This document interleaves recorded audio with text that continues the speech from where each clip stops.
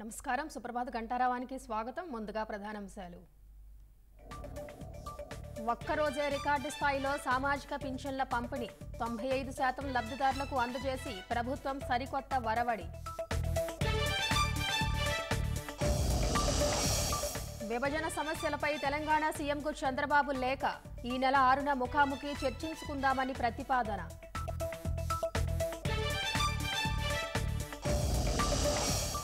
August 5 నుంచి 20వ తేదీ వరకు టెట్ పరీక్షలు. 30న ఫలితాలు. నేటి నుంచి వెబ్సైట్లో పూర్తి వివరాలు.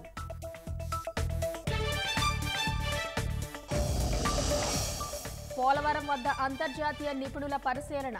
నీళ్లలో ఉన్న డయాఫ్రమ్ వాల్కు ఏం కాదని స్పష్టీకరణ.